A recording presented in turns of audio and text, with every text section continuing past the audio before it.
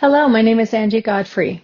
I am actually the creator for this course. I am currently a school principal, and for 10 years prior to that, I was a math specialist across the state of Idaho.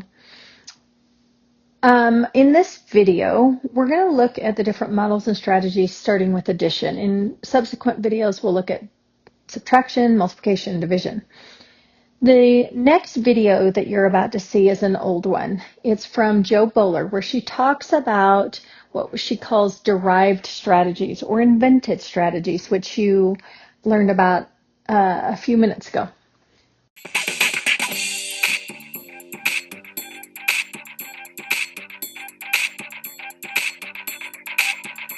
So there are very few research studies, very, very few, that I have read and immediately thought the results were so powerful they needed to be blasted from the rooftops and everybody should know about them. But here's one. Two British professors, Eddie Gray and David Toole, worked with 72 students between the ages of 7 and 13, and they had asked teachers to nominate students they thought of as above average, average, and below average. They then gave the students various addition and subtraction problems to do, and they categorized their strategies. For example, they gave them problems such as 7 plus 18, which is the addition of a single-digit number to a teen-digit number, as you can see here. And what they found was that students used 4 different strategies when they worked on number problems. So the strategies were, some students counted all. So with 7 plus 18, they would say 1, 2, 3, 4, 5, 6, 7, 1, 2, 3, 4, 5, and count up to 18. And then to add them, they would count them all again, 1, 2, 3, 4, 5, 6, 7, 8, 9, 10, and go on like that. The slightly more sophisticated strategy of counting on is when students would add up to 7 or to 18 and then continue on. So if they'd added 18, they would then say 19, 20, 21. Known facts was when students just knew what the number bonds, they just remembered them. And what they called derived facts, which I would call number sense, and which this whole session is about, was when students were able to break numbers apart and decompose and add them and use them flexibly. So, for example, they might say with 8 plus 17, I'm going to take 8 plus 2 and make that into 10. Or they may break 17 into 15 plus 2 and then calculate 15 and 2 and 8. So they make the problems into easier addition problems. And the results from the 8-year-olds was stunning to me. So the above average students, 30% of them knew the numbers, they used facts, known facts. 61% of them used number sense, so they used the numbers flexibly. And 9% of them counted on. In the below average group, 6% of them used known facts, none of them used number sense. 72% of them counted on, and 22% counted all. And when they worked with the 10-year-olds, they found that the below average group were using the same number of known facts as the above average 8-year-olds, so they're sort of caught up on the number they remember over time. But still virtually no number sense, and instead they were continuing to count. So why is this finding so important? The researchers who did this study put it well. They concluded that the low achievers, so often thought of as slow learners, were actually not working more slowly, but they were learning a different form of mathematics. And what's more, the mathematics that the low achievers were learning was the more difficult form of mathematics. And low achievers also are often identified as low achieving in school, and the help that they then often get is more procedures, more emphasis on doing procedures very carefully, rather than being taught to use numbers flexibly. And that's probably the very, very last thing that they need. So what were the key ideas that stood out to you in that video? What were your ahas? I might encourage you to go back and watch it again. It's a really powerful clip that I've watched numerous times. I think the big idea that I took away is this third bullet point, which is supported by other researchers as well, that students who use what they call invented strategies or derived facts before they learn standard algorithms demonstrate better knowledge in base 10 number concepts. Let's do a little demonstration of what derived facts are. So we know our fact, this is a known fact, right? We know 5 plus 5. 5 plus 5 is 10, right? How can we use this known fact to figure out other problems? So look at the 9 plus 1. How can I use my knowledge of 5 plus 5? How can I use my knowledge in 6 plus 5? Well, I have a 5 plus 5 and then one more. How about the 4 plus 2? Where does that doubles idea come in? 7 plus 3 and 6 plus 4. So how can I use that knowledge of 5 plus 5 to solve each of these problems? Take a second and think about that. So this is something that's really common. Won't having more than one way to solve a problem just confuse the students more? Yes. Yes, it does. When you teach it in a way that is, I'm going to teach you this way, and I'm going to teach you this way, and I'm going to teach you this way. When it comes from a teacher-led perspective, yes, it confuses them. And if you've had angry parents, it confuses them too.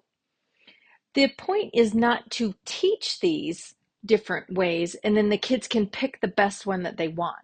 The idea is that we provide the opportunity, how they think gets surfaced, and then we pull those ideas from them and we explore them and then we advance them. So it's about direction. If I'm as a teacher, and our curriculums are really bad at this, they'll have one lesson on this way and one lesson on this way and one lesson on this way. We actually need to be teaching in a way that kids have to be creative. They have to experiment with things. And then, oh, I'm going to pull this and I'm going to pull this.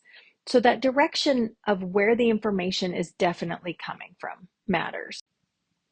Algorithmatizing, say that fast, is this view of teaching where students progress through less formalized understandings of operations on numbers to ever more efficient methods, often resulting in the standard algorithm as the endpoint of instruction.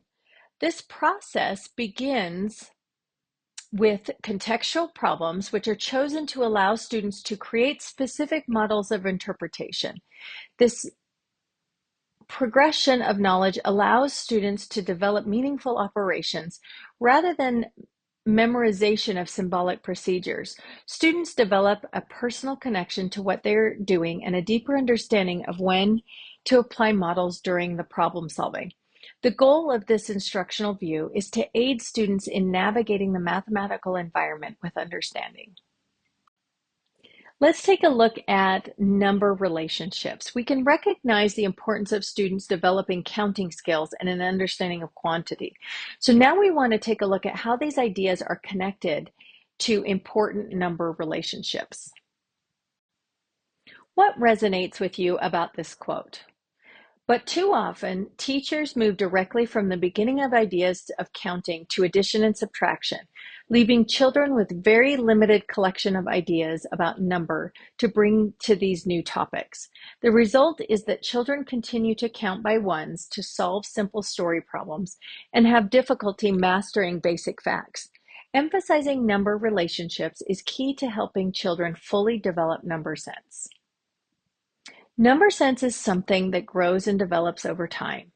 As Howden states, a researcher states, number sense is a good intuition about numbers and their relationships. It develops gradually as a result of exploring numbers, visualizing them in a variety of contexts and relating them in ways that are not limited by traditional algorithms.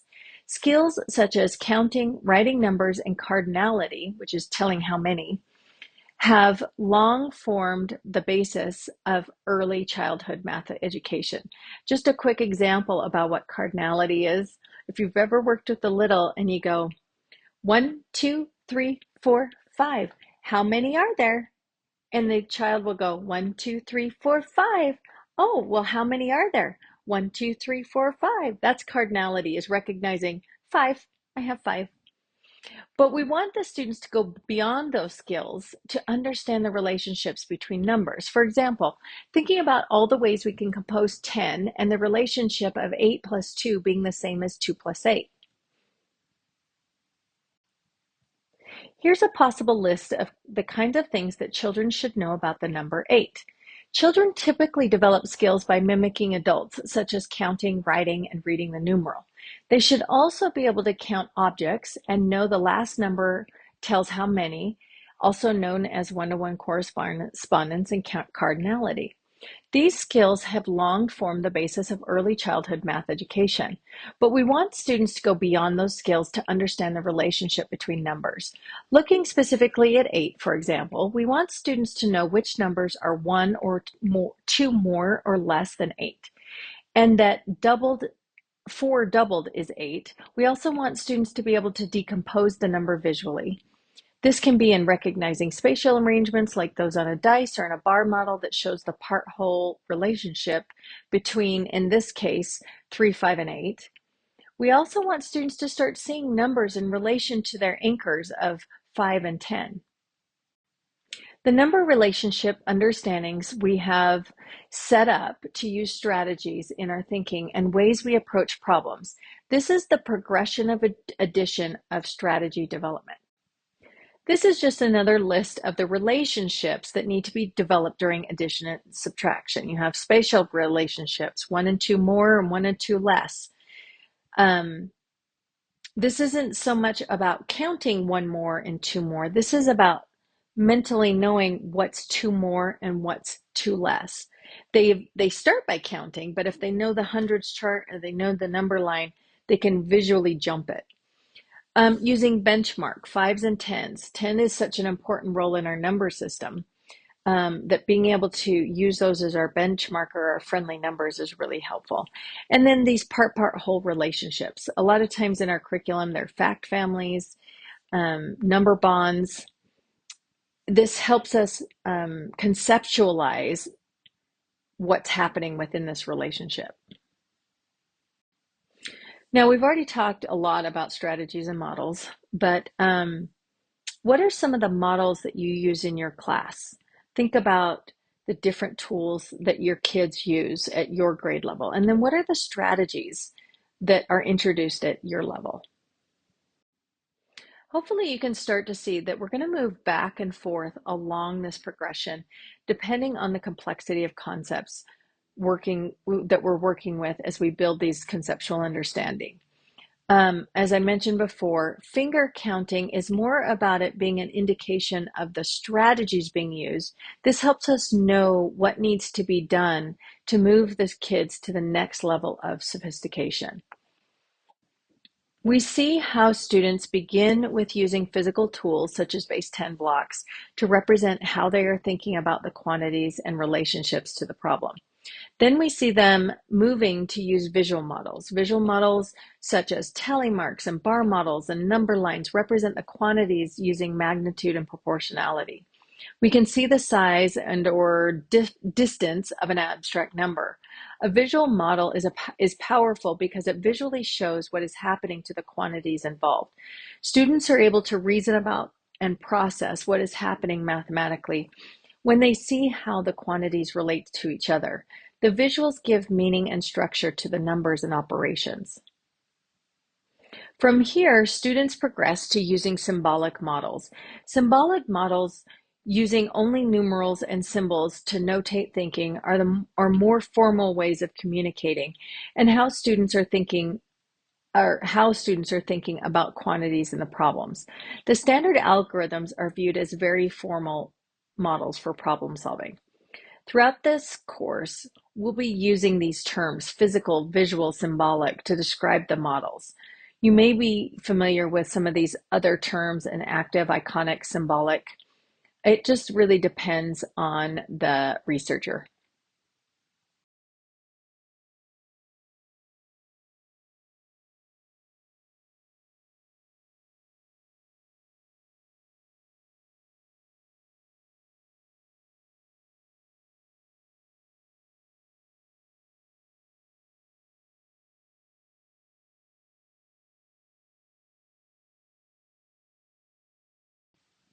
It cannot be emphasized enough how important context is.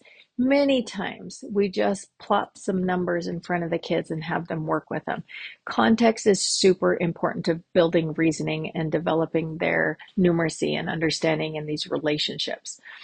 Having context allows us to move from the abstract into something more tangible. So take a minute and pause and read this cartoon. The next part of this module focuses on cognitively guided instruction, a student-centered approach to math instruction. Based on research from the 1990s, this framework helps teachers use the knowledge of children's thinking to guide instruction. As children engage in meaningful problems and use their own intuitive problem-solving strategies, teachers carefully observe and listen to students' ideas to determine where they are in their understanding about numbers and operations. Teachers help children build their own understanding through intentional questions and follow-up tasks. Pause here and analyze these two problems. How are they different? I want you to note that just because there's more text doesn't mean it necessarily has to be more complex. Hit play when you're ready to go on. You probably noticed that though both problems use the same numbers, the structure of the problems are different. Each problem has its own structure, meaning its own type of action and relationship between quantities. What we're trying to solve for is in a different order. The first problem seems more straightforward as a subtraction problem and directs us to think of a particular number sentence to represent it, 450 minus 237. The second problem feels more complex because the amount we are trying to find is at the beginning. The problem could be written as either 450 minus 237, or as 237 plus something equals 450, or even as 450 minus something equals 237. Or here, we begin to think about how the context of the story influences the way we think about the problem and the way we solve it. Following this section, you're going to see 4 video clips of students solving each one of these problems. So before you go watch those 4 clips, which are pieced together all one right after another, I want you to write a number sentence for each problem. You'll find these in your pause and play books. And then second, think about how a first grader might approach each one. Why would a first grader use a particular problem-solving strategy? After you solve the problems, then you can click play and watch the following clips. What was similar or different in the way that the students solved the problem from what you expected? Do you like to earn your own money, and do you save money and stuff like that? Yeah, normally if I use money, normally I try using it for wise things or things that you really need. All right, so this story is about Camilla. And Camilla has $7, and she wants to buy a book. How many more dollars does she have to earn so she can have $11 to buy this book?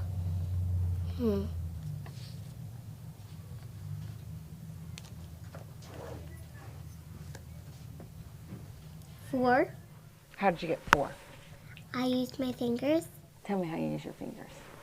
Well, Or show me. I knew that I had 7, so I had to go to 11, so I went 8, 9, 10, 11, and I knew I had 4 fingers, so I knew that you needed 4 more dollars. That you needed 4 more. That was a really nice explanation. There were 15 seeds on the ground. A bird ate 7 of the seeds. How many seeds are on the ground now?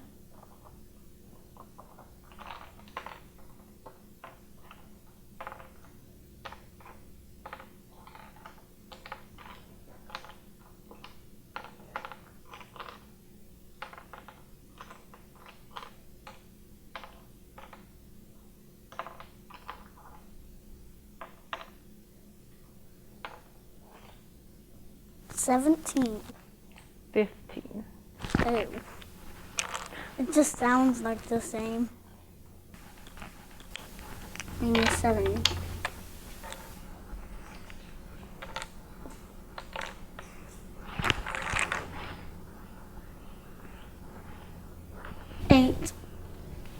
see what you did on that.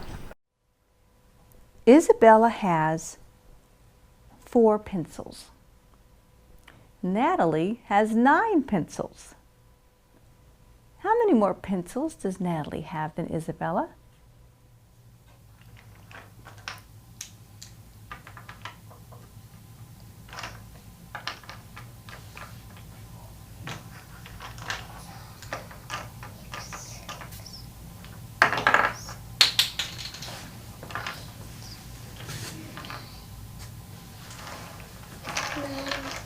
There's 9 right there.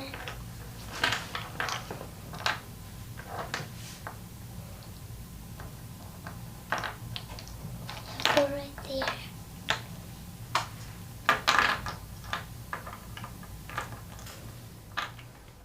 So Isabella has 4 pencils and Natalie has 9 pencils. How many more pencils does Natalie have than Isabella?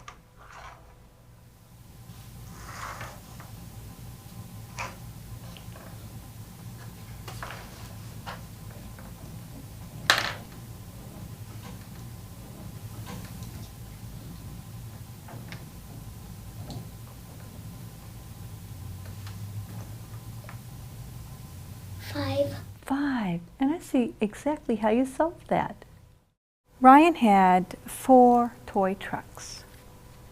His friend gave him 7 more toy trucks. How many toy trucks does Ryan have now?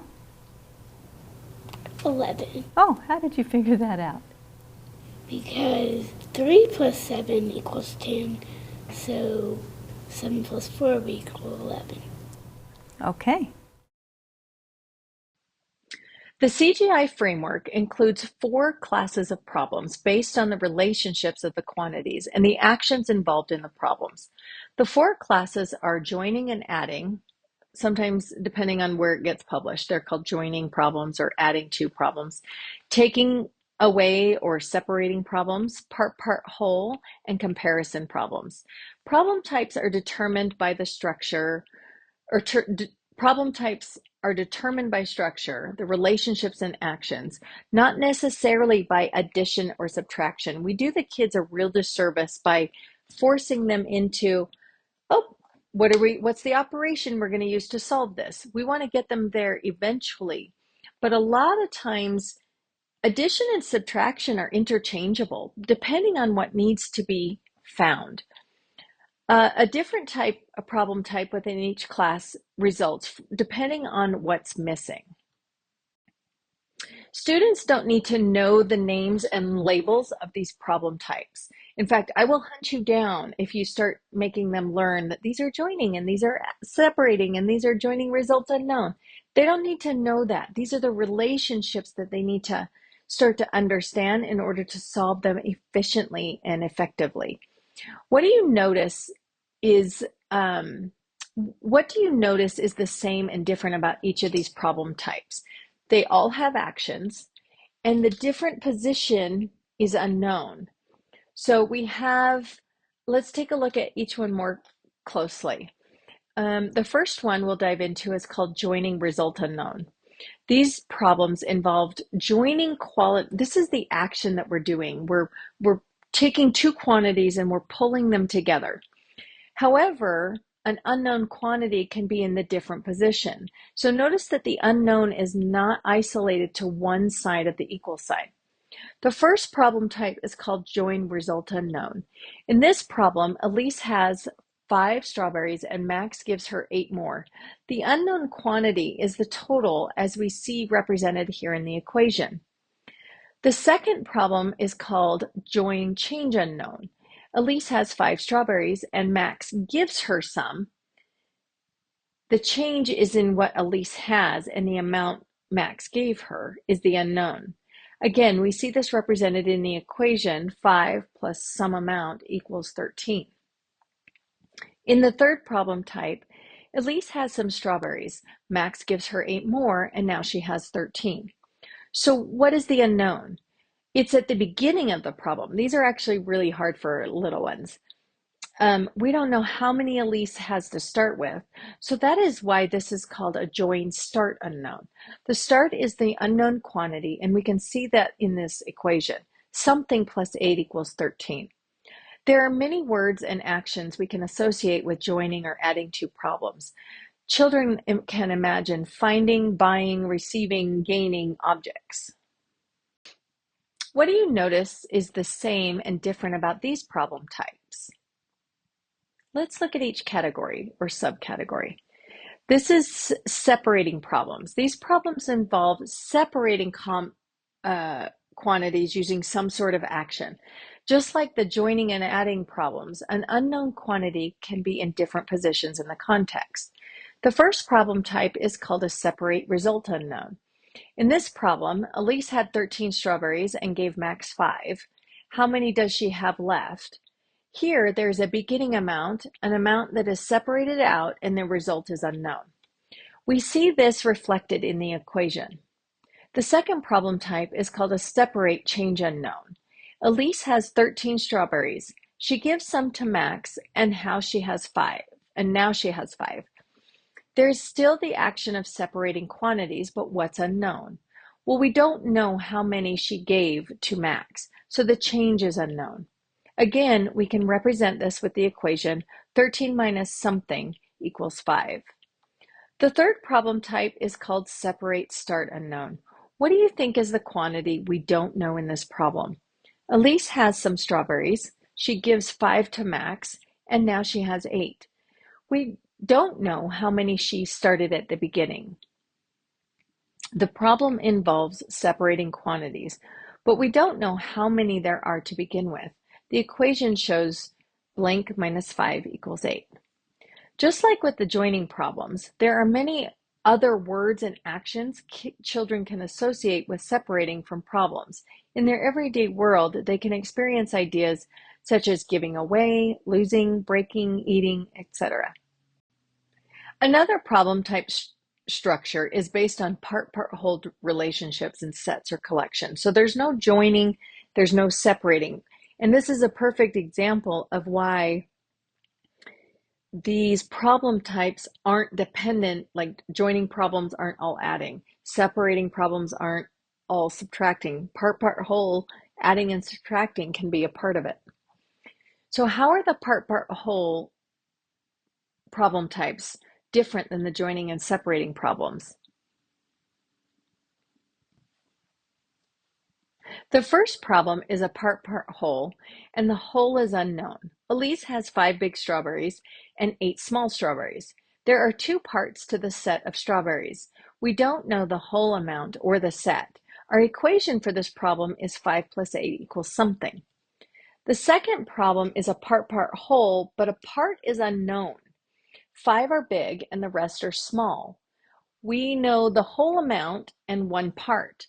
The equation might be 5 plus something equals 13. There's no joining or adding additional strawberries. The set is already formed. The third problem related to part-whole ideas is where both add-ins are unknown. We have 13 strawberries and 2 separate bowls. What are the different ways that we can put the strawberries into each of the bowls? We have a set and we're trying to determine the different combinations of parts. This problem emphasizes decomposing a number. The fourth category of problem types involves the comparison of sets. Here we have 2 sets of objects, and comparing them allows us to find another unknown quantity. As in other problems, the unknown is in different positions. Like the part-whole problems, there's no action involved in these problems. We're looking at 2 sets in place and making comparisons. The first problem type is difference unknown. Elise has 8 strawberries, Max has 5. Notice the 2 different sets.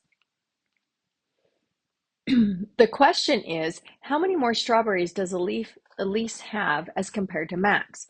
We could ask, how many fewer strawberries does Max have as compared to Elise? Either way, we're trying to find the difference between the 2 sets. You can see the many different equations that we use to represent the problem. So if we look, I really think of the non-academic definition of the word difference. What is different? Well, if we look at the set here, this is what's the same. This is what's different. Now let's look at the second problem type. We know the amount of the smaller set and the difference between the two sets, but we don't know the amount in the larger set. It's easiest to think of this problem as bigger set unknown. Max has 5 strawberries and Elise has 3 more than Max. That's the difference. How many strawberries does Elise have? The bigger set. We can word the same comparison differently. We can identify the difference by stating that Max has 3 fewer strawberries than Elise. We still don't know the bigger set, Elise's amount of strawberries. On this slide, we can see different equations students might use depending on the wording of the problem. It's really helpful, and I know these numbers don't match the bigger set unknown, but it's really helpful when we have models like this because we can show Max has 5 strawberries and Elise has 3 more. So if this is Elise, what we wouldn't see in our model is this. This would be Max. He has 5 or 3 in this case, and Elise has 3 more. So how much does she have altogether? It's that plus the ones we know. In the third problem type, it's similar to the second one. The difference is that here we're trying to find the smaller set. We know the bigger set amount, we know the difference between the two sets, and then we can derive or figure out the smaller set. So Elise has 8 strawberries, which is 3 more than what Max has. So if this is our 8, I'm just going to do a box. This is our 8. That's a terrible box. And this right here is our 3 more. Then this amount right here is what we don't know. We don't know Max's amount, the smaller set. Again, the wording of the problem might direct us to think about our equation and solutions in a certain way. In your pause and play document, I want you to take the sample problems that are there and see if you can sort them into their categories. Can you figure out what belongs where? It's very deceiving. So if you need to go back into the video and kind of look at these and look at the examples, you're welcome to. Hit play when you're ready to move forward. Let's see how you did. Press pause and compare. Okay, how did you do? Were there some that you argued with? Were there some that you didn't understand? This usually causes quite a bit of conversation within our in-person classes. So I'm sorry we can't get into that together. But again, it's not critical to know that you labeled these correctly. We're not going to be teaching these to the kids, but it is important to recognize that different problem types bring out different lines of thinking. Throughout grades K through 3, students are expected to experience and be able to reason through these types of problems using appropriate number sets. It's important that we analyze our curricular materials to ensure that students are having the opportunities to engage in these problem types. Sometimes teachers view different problems as those extensions or trick problems that aren't really necessary for all students. Yet, as you'll see in upcoming modules, all students can solve these problems by using useful models and number sense relationships. If we instruct using keyword strategies, we're not helping students make meaning of the problems and quantitative relationships. I'm going to talk a little bit about keywords later, but the thing you need to remember is when we teach kids to solve problems by isolating a keyword, keyword strategy only holds up in one-step word problems. Once you move to two-step or multi-step word problems, keywords do not hold up. So it's not mathematically extendable. So there's got to be some other ways that we facilitate and teach them how to deconstruct word problems. We need to be mindful of which ones are expected for mastery at different grade levels. Now, first and second graders are exposed to all of these problem types, but mastery of different ones occur in different grade levels. Here's a chart showing the progression of difficulty. Green are easy. These are the ones that you find in the kindergarten standards. Blue are moderate. Young children will find these difficult. Orange are more difficult, When we change certain words, they're challenging. And the yellow are the most difficult for young students and can challenge older students as well. So the yellow ones are those start unknowns. Those are really hard for kids. By the end of second grade, students are expected to be able to reason through all of these problem types. As we assess a student's ability to solve a problem, we should consider the problem type, number set, available tools, and student's developmental level. Now we're going to bring together the progression that we learned about, with the strategies and the CGI researchers. So by observing students' problem-solving approaches, the CGI researchers noted that the students responded to context differently and used certain strategies. This slide shows an overview of the progression children go through as they develop more efficient problem-solving strategies. In the first stage, a student uses direct modeling. Characteristics of a student operating in this stage include one-to-one correspondence, meaning the child can count objects one by one. The student demonstrates cardinality and the ability to state the total number of objects in a set after counting that set. The students use physical objects to solve the problem. The students need to physically manipulate the quantities in the problem. The student mimics the sequence of the problem.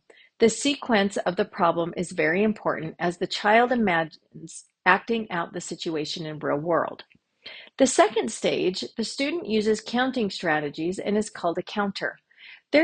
Here the students can count a set of objects and mentally hold that number in mind, ready to use it and solve the problem.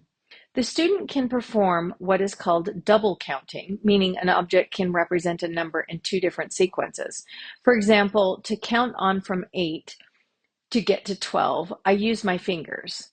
Holding up one finger at a time, I go 8, and I count 9, 10, 11, 12, even though I'm only holding up 4 fingers. Each finger represents a number in my counting sequence. Another interesting leap in understanding is for a counter is that the time sequence in the context is less important when solving the problem. The student is able to move beyond the time sequence and manipulate the numbers in order to find a solution. These students might still need manipulatives, but they begin to move beyond the boundaries of the context. The third stage is using derived facts. These are students who use particular facts to solve problems. They don't need manipulatives at all. They demonstrate mental strategies for solving a variety of problems because they have a good understanding of the relationships between addition and subtraction. The time sequence in the context does not inhibit their ability to solve a problem. Let's go revisit these problems again. And there's a few extra on here. You already watched the videos, but let's go back and take a look at these problems and identify the problem types. So use your notes, identify the problem types, and then write an equation that would represent each problem. Notice if you feel the context driving where you place the unknown. Do you find yourself reflecting the sequence in the story of your equation? Now, if you want, you can go back and watch those video clips and identify what stage are they operating in. Is the student a direct modeler? Are they a counter? Are they using derived facts? I'm not going to insert them here, but if you want to go back and pay close attention to that, that's really helpful to understanding where the child is in their number development and within that progression. Those videos should provide more insight into the connections between the structure of a context and how it drives a student's problem-solving actions. As viewed, direct modelers, typically young children, will mimic the action in a context. We see this in the first problem. For the next two problems, which are both joining, separating, unknown, it can be challenging for a direct modeler to solve because the initial start quantity is unknown. In the second video, you saw the girl use the trial and error to solve it. And in the third video, while the student is able to solve other problems using physical models, she's unable to find a starting point. The next videos show students who are using counting strategies to Throughout solve the this video, problem. we've looked really closely at the different strategies and models for addition. When you get into multi-digit addition, we find that the strategies and models are all the same ones. They just focus on building numeracy, and that's the key.